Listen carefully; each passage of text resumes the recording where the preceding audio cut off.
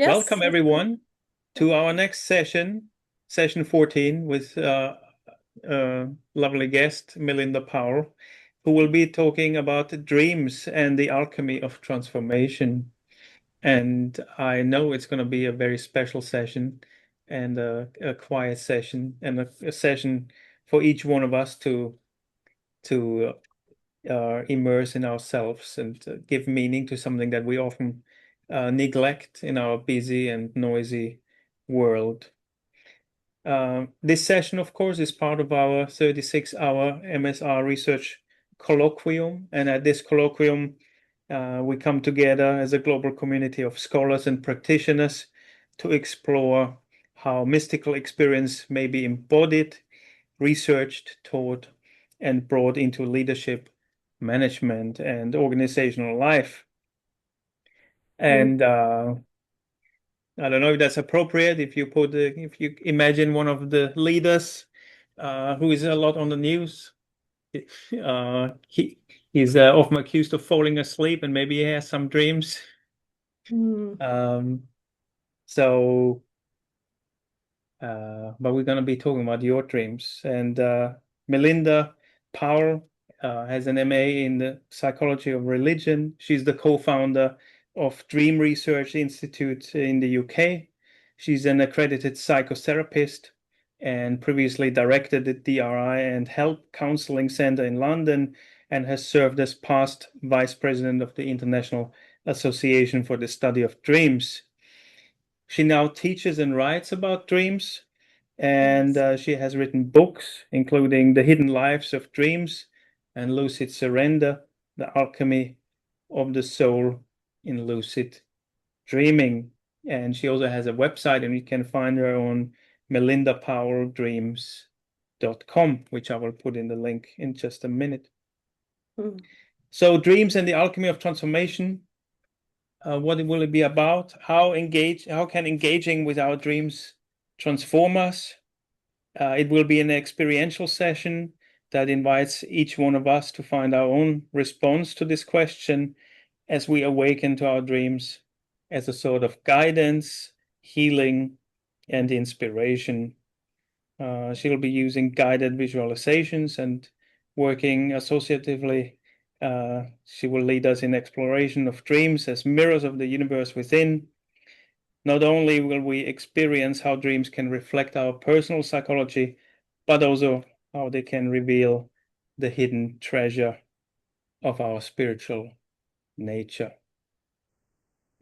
So before I hand over to Melinda, I want to very briefly introduce the supporting team. We have our tech host, Sumya, and Dita, who will make sure that everything goes smoothly. And at this point, I usually say, if you have any technical issues, please reach out to them in the chat. However, as I said, this is a special session. Melinda wants us to be completely undistracted.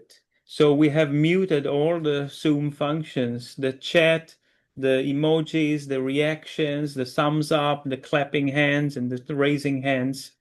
So you have to live without that for the next 40, 45 minutes or so. And I hope you can do that. But don't worry, after that, we will have time to discuss and hear from your impressions. And with that, it's a great joy to introduce our speaker and hand over to you, Melinda Powell. Thank you for being with us. Thank you for that, Constantine. I don't want anyone to be distressed if they're having tech issues. I'm sure it can be set up so you can send a text just to the tech people if there are issues. I'll leave that to them to sort. But yeah, at the end, we'll have some time for questions and sharing. And then perhaps if you've got things you'd like to put in the chat, then they'll wake that up. So, okay. I'll go into the slides. And Constantine did a great job of introducing my talk. So I think I don't need to say much in the way of background, but let me get the slide up. Continue to share. And so he mentioned that this next 45 minutes or so, I'd like to invite you to think of it as a kind of silent meditation, a time to dwell on your own dream process and your own alchemy of transformation through the visualizations, moments of reflections, and the dream work that we're going to be doing during the session. And as Constantine said, I work with dreams, but this is also coming out of my own personal and professional experience of spiritual and psychological transformation in dreams. I have to say, I'm no longer an accredited psychotherapist. I stepped down from that role. I'm a non-clinical psychotherapist, but I do trainings, and I focus on my dream work and writing and talking about dreams. So welcome to everyone. It's really lovely to have you here. And I'd like to start by just giving you a moment or two to reflect on this beautiful alchemical emblem and give yourself the Gestalt impression, and just quietly letting it impress itself upon you. You might want to breathe in through your nose and out through your mouth, just consciously creating space for the images that are going to be brought to you and shared, and thinking of them almost as presences and alive in their own way. So you might also notice the wholeness and the harmony of this, and also the interconnectedness of the parts. And taking a moment to notice as well the solar and the lunar aspects, apparent opposites, working together to create life on Earth. And alchemically, the Earth is seen as the individual nested within a larger cosmos, or nested within, say, a super consciousness. And you can think of that ring as well as all of us together today. And the invitation is to think of the Earth perhaps as your dreaming embodied self physically, and then the moon as this subtle realm of dreams that puts us in touch with this more soulful, mysterious part of our nature. And then the solar aspects that come through dreams and are reflected, like the moon reflects the light of the sun. The dreams are a mirror reflecting this light of insight, intuition, and feeling. Even dreams that might feel somehow frightening or shadowy, they are mirroring something back to us about our soul nature, or our spiritual nature, or our personal psychology.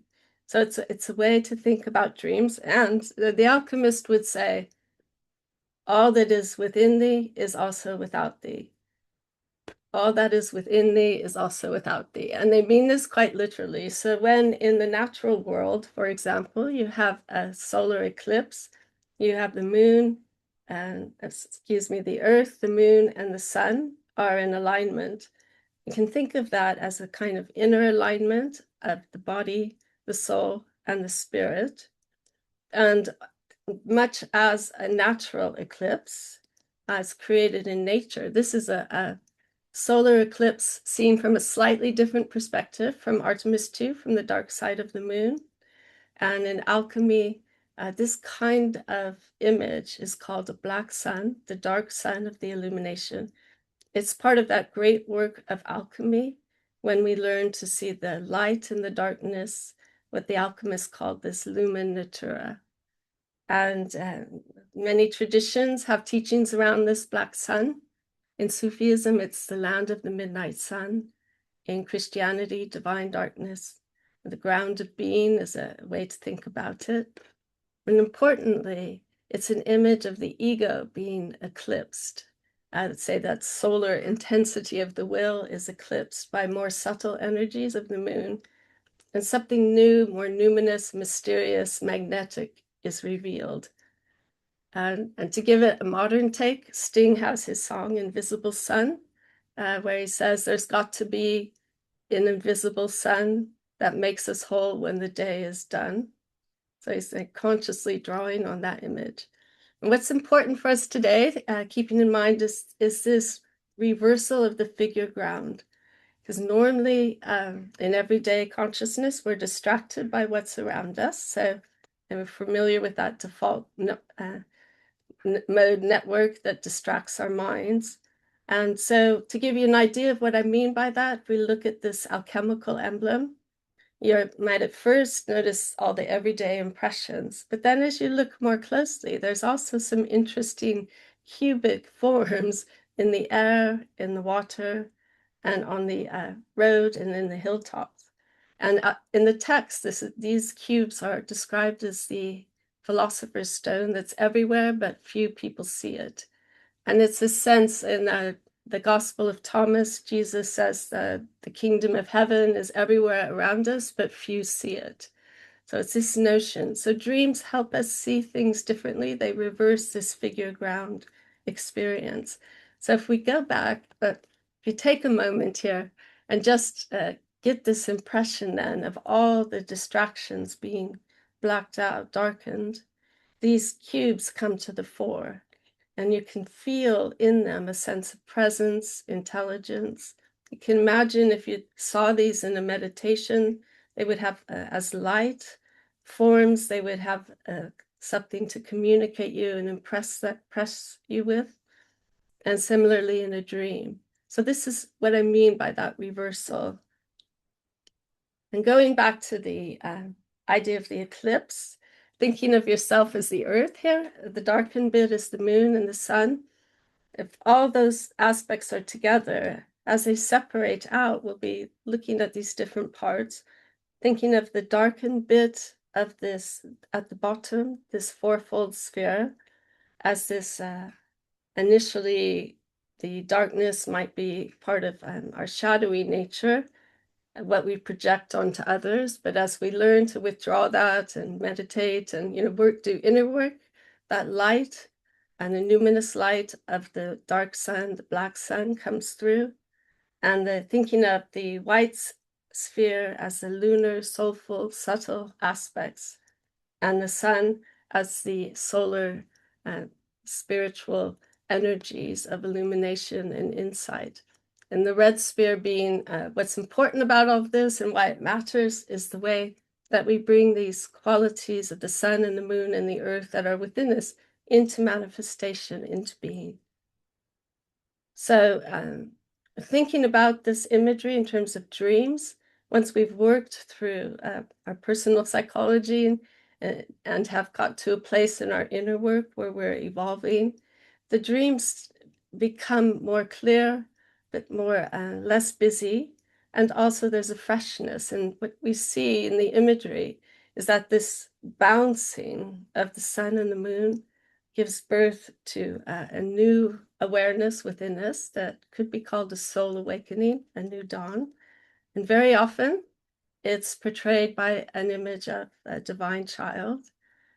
And the question this child puts us in touch with is what is my essential nature? Who am I? What's my soul nature like? And this is just sharing a brief dream of my own. There was a lucid dream. I was aware I was dreaming in the dream. There was this bright darkness, and then I was in this large room, and there was an infant on the cushions. And I was amazed because he stood up and he looked into my eyes, and his eyes were beautiful blue. And I said to him, "The blue is for ideas." And he said that to me, sorry. That's what surprised me. As the infant, he could speak. And I said to him, "The blue is for spirit also." But I perceived him in the dream as both mine and not mine, as a Christ child for everyone. And so he put me in touch with this kind of fresh desire to share dreams and dream work.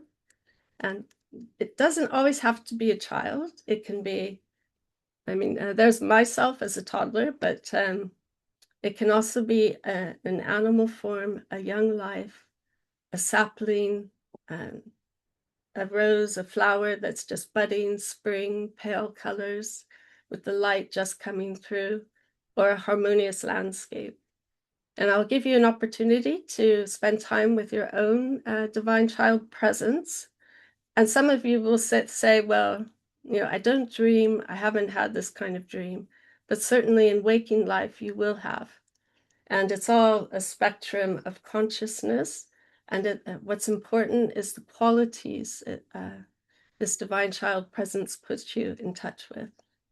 So the invitation is, we're going to do a brief guided visualization around this.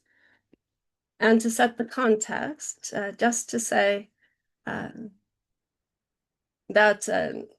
the invitation is to immerse yourself in the imagery, but obviously if you're feeling unsure about that, you can imagine it as a film, or that you're sitting in a looking at it from a far distance in the corner of the room, or just simply listen.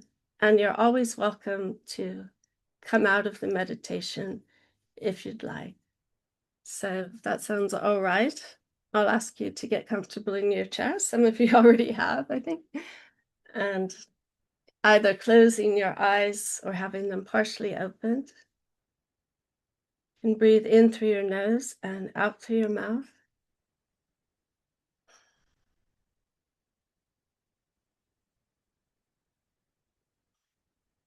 Allowing that first breath to be a sigh and letting go of my words and the imagery.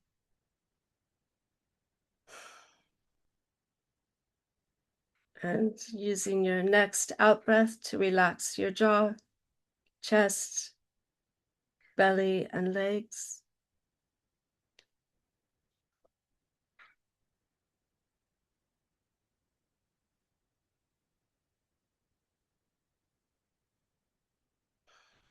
And then following that next out breath to the bottom of the breath. And allowing the intake to arise of its own accord when it's ready. So just taking a few breaths to let your out breath and in breath slow and calm so that the pause is a bit longer.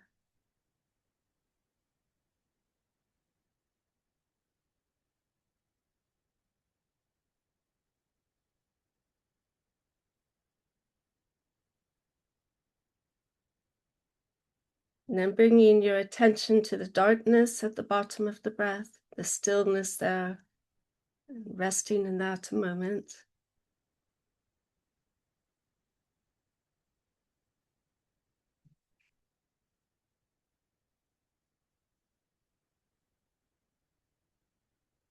And with your next in-breath, creating space in your body and drawing that darkness up through your belly, chest, diaphragm, between the shoulder blades, back of the neck and the head.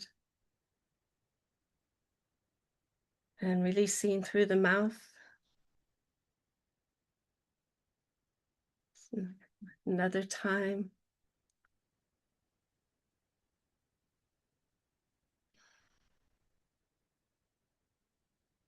And then having this sense that this still sacred darkness is all around you and supporting you.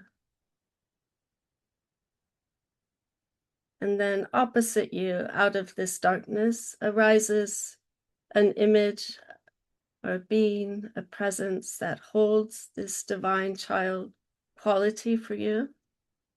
And it might be an animal, a landscape, a flower. It's allowing that to arise naturally. It's noticing how it feels to be in this being's presence.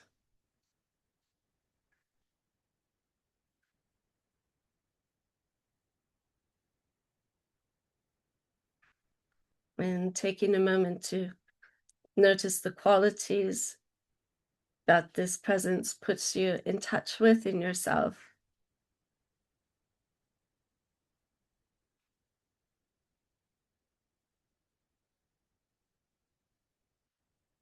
And having the sense that you're breathing those qualities into your body.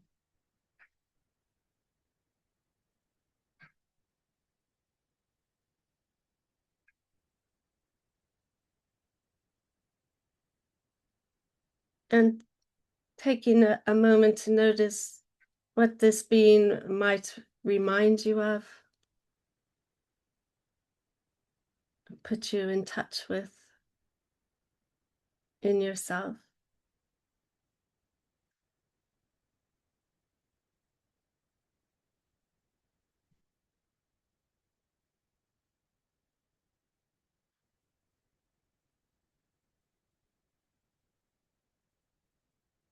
And then it's taking a moment. The invitation is to engage with this presence in some way. You may want to speak to it or go over to it and hold it, whatever feels appropriate and right for you. It's whatever needs to happen between you.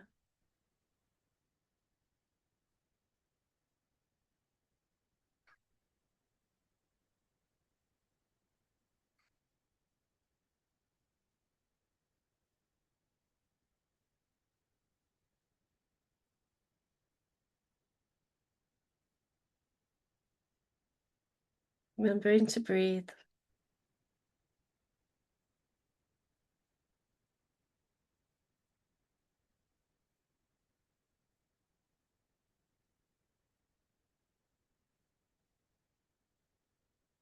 And then stepping back away from this presence. So you're again standing opposite or opposite it. Taking a moment to thank it for its presence and what it's reminded you of today or put you in touch with. And then allowing the imagery to dissolve into the darkness at the bottom of the breath.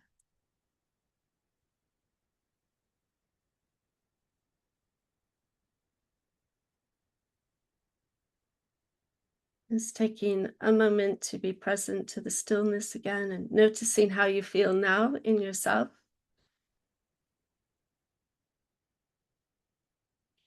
And becoming aware of your feet on the ground, the chair supporting you, and the air touching your face. You can open your eyes.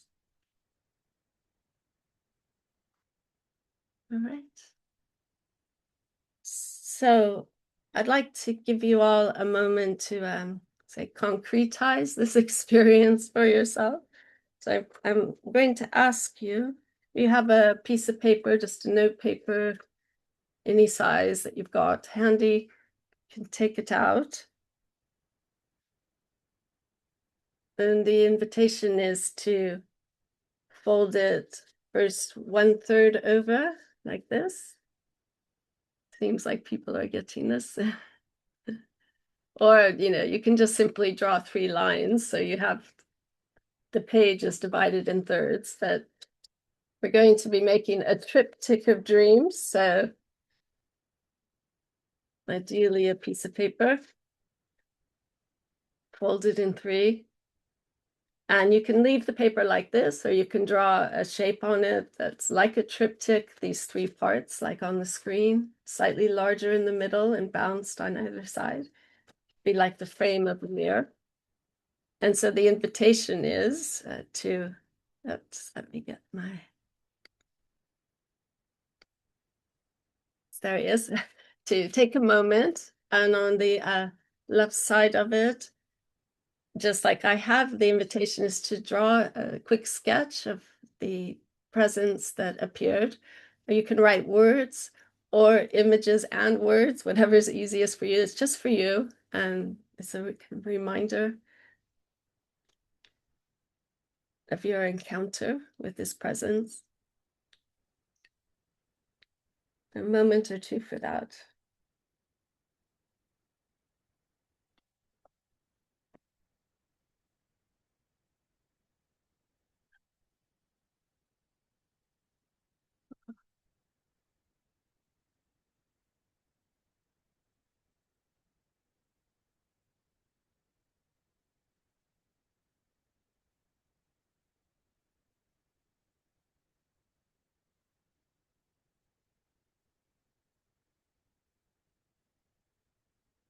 Okay.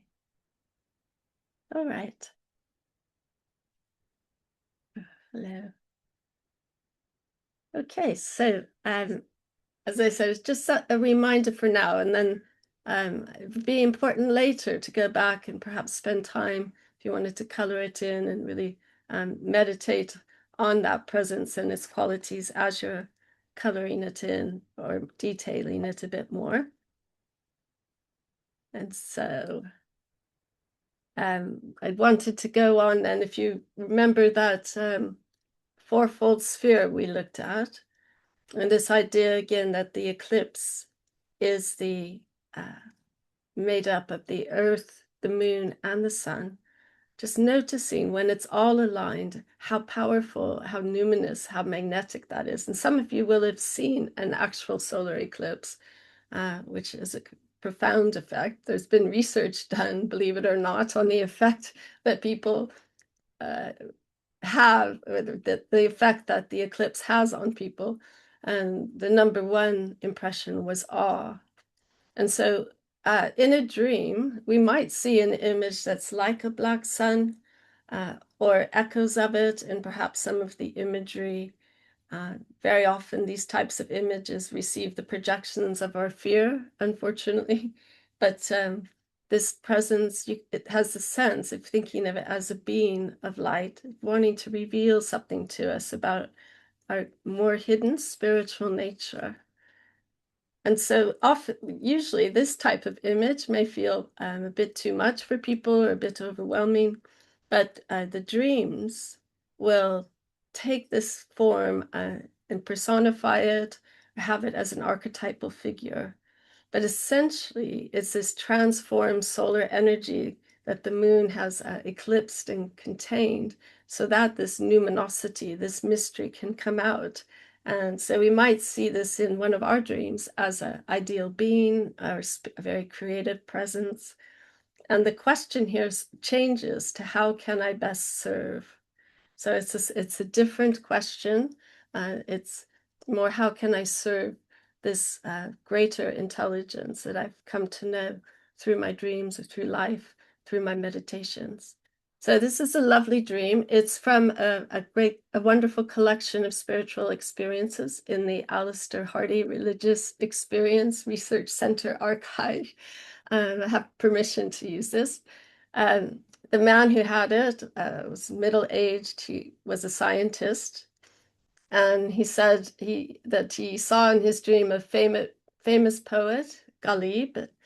He's an Indian poet of great fame, and his poetry in Urdu has great depth and beauty. And in the dream, Ghalib came and recited a poem of his, translated from Urdu. Literally, it means the string or reed that has not played music for a very long time, let us bring to life, and by its music, let the whole let the whole world be brightened as if brought to life. And what touched this man was that he had been a poet. He had written poetry in his youth, but he'd set it aside. And so obviously this dream, he took it as inner guidance, and he decided to go back to writing poetry, and he became a well-known poet. So it's just this type of experience. And again, I'm just sharing one of my own with an ideal being. This is my reflecting my own that Christian tradition background, but I had a series of dreams over a number of years in which Jesus appeared. And initially, I was quite frightened. I felt overawed. I would constantly wake up. And over time, he finally appeared in blue jeans. And I felt by this time more comfortable and more accepting of his presence, and was able to embrace him. So you see that evolution over time and how we relate to these beings and these presences. And again, it doesn't have to be, a spiritual being or a creative person per se. It can also be a beautiful piece of work of architecture, like the Blue Mosque, for example, in Istanbul, will put us in touch with something more sublime in our nature, or a mythological creature, or even a majestic creature like a lion or a tiger in nature. And archetypal forms like this mysterious female figure of light, being of light. It can be majestic mountains or landscapes that give us a more detached spiritual perspective. And flowers tend to be bright, open, and when I see flowers, I think of light emanating. So it's just another way to think about the imagery. So again, you may say, well, I've not, Melinda, had a dream with a being that I felt was an ideal being or creative necessarily, but you will have in life encountered such people who you admire or respect, or in beautiful architecture or a landscape that inspires you spiritually. So the invitation again is to dwell on this presence and call it up from waking life if it doesn't arise from a dream you've had. So again, we'll go into the visualization. Similarly, just getting comfortable in your chairs. So might want to get kinks out of your neck, etc. So, and again, breathing in through your nose and out through your mouth. Allowing that out breath to relax you and draw you down to the bottom of the breath.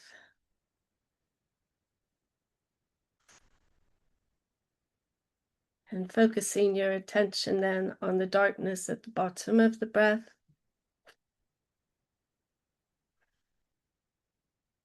Creating space between the out breath and the in breath.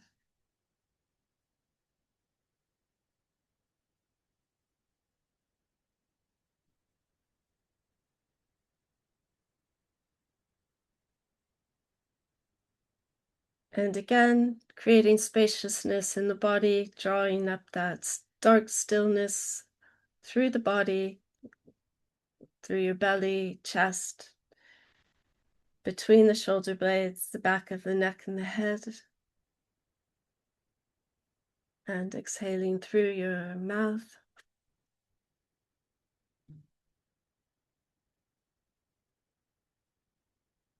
Having a sense of, again, that darkness all around you. It's more familiar now. Feeling supported by it.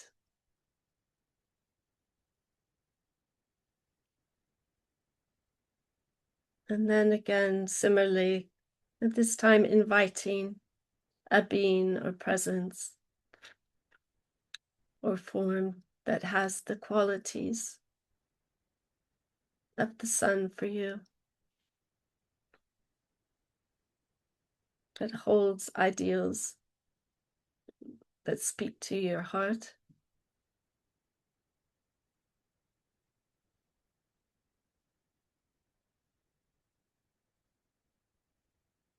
And again, noticing just how it feels to be in this being's presence. Just acknowledging the feelings and letting the feelings move through you with the out breath.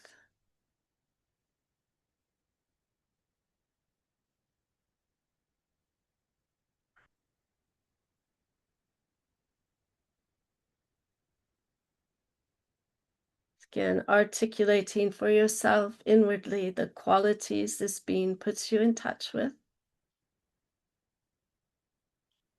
And if it has eyes, focusing on those eyes, or focusing on an aspect of the image that touches you. And how does it feel to really gaze at and contemplate and be connected this way with this presence?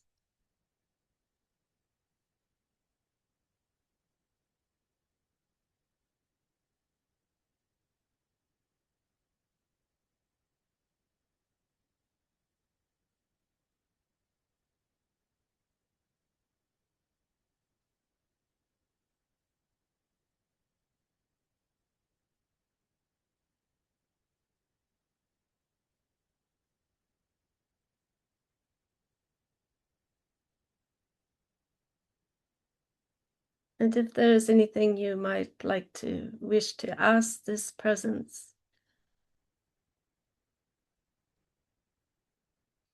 or to contemplate a longing, this presence might put you in touch within yourself.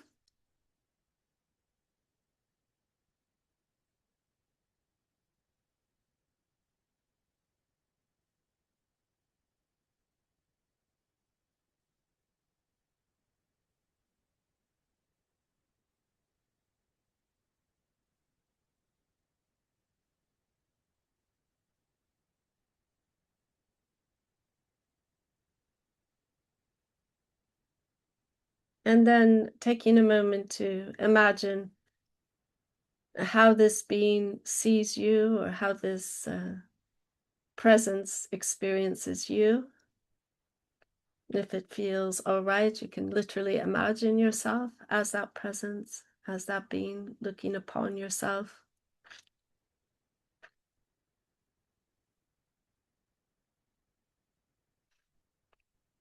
And see what it wishes you to know about yourself.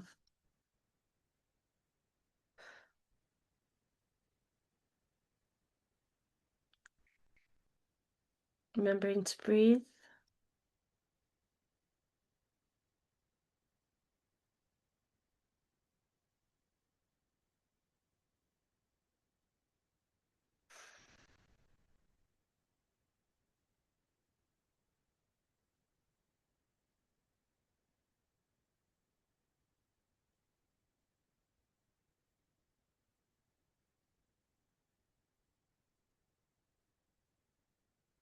And so if you've entered into the consciousness of this presence, then consciously stepping out of it and back into your own self, standing opposite this presence, and taking a moment to notice how you're feeling in yourself now. You might understand this presence differently.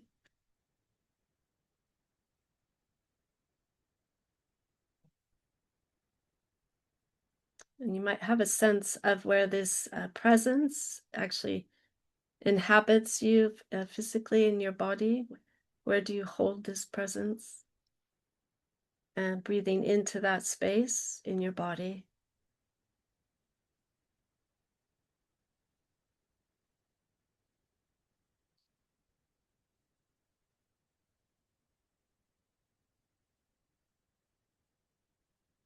And then again, bringing your attention to this presence, thanking it for what it's revealed to you today, allowing the imagery to dissolve into the darkness at the bottom of the breath.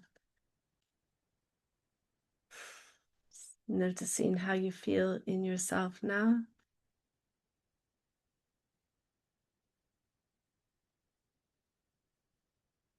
And then becoming aware of your feet on the ground, chair supporting you, and the air around you. You can open your eyes. Right. So again, the invitation is to take a moment and on your triptych to make a note, draw a quick sketch of the being or presence that appeared to you. Might just be the qualities it put you in touch with, or what it said or revealed to you. Just a moment or two for that. Oh.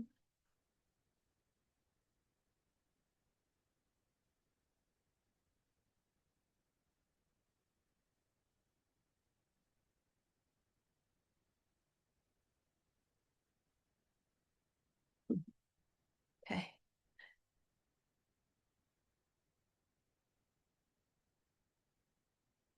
All right, so just mindful of the time. So the last bit is it is the most it is important, if not the most important part, is how we bring these qualities that we've experienced in our visualization from the dream beings or the presences that appeared, how we bring them into manifestation.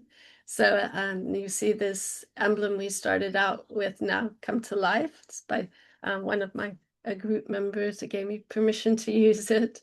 I see it come alive in a different way. What was once invisible is revealed. And it's really these qualities of the inner world essentially seeding us in a way with new capacities. And I really appreciate this line from Bob Dylan's Lay Lady Lay. All the colors you have in your mind, I'll show them to you and you'll see them shine. And maybe the different ways he meant that, but these colors, this imagery of the inner world, bringing it into physical embodied experience in the world. And for me, as Constantine mentioned, this is meant co-founding the Dream Research Institute. It's in this beautiful building It's really a center for dream studies in the psychotherapy center where I trained, and it's if you've been to London, it's behind Paddington Station in Little Venice, so do come say hello sometime. And if it had a motto, it would be "Dreams are the guiding words of the soul." Or perhaps that's my personal motto, really, but it does serve as a touchstone for the center. So Constantine mentioned, yes, it's been important for me to share and to write about dreams and the different experiences I've had myself and working with people. And these two books, particular for me, are aspects of solar and lunar expression. And more recently, there's two more books. But the one in red, you saw that figure of Christ. So I've written this up from the point of view of Jesus as the spirit of guidance. So, and also this image, I think, really brings alive, it's a medieval image, and it brings alive this idea that after we've been touched by the inner world, open to it, where we bring the fruit of the sun tree, which is the red one, and the moon tree into life.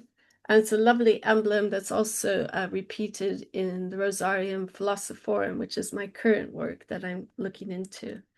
So just a moment of reflection.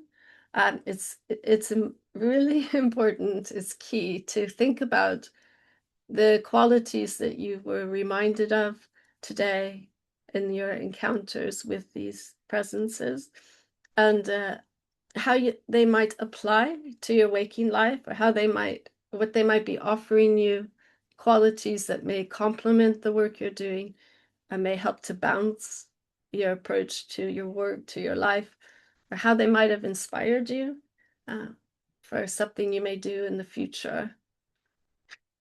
So just taking a moment for that. And again, the invitation is to, make a note of it, whatever it might be for you personally.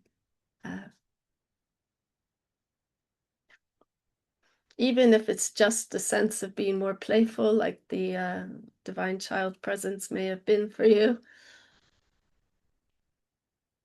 Or then following this heart or soul longing that you may have set aside in all of your professional work, whatever it might be. So the idea being that you have this triptych of being, some kind of expression of your own inner world and capacities. So just a moment for that.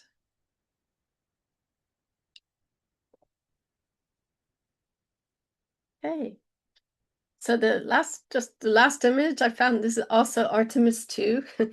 I'd just like you to look at it and think of yourself as the sun, as this kind of illuminated, lucid consciousness, and seeing the moon and the earth in a kind of different relation to yourself and aligned in a new way.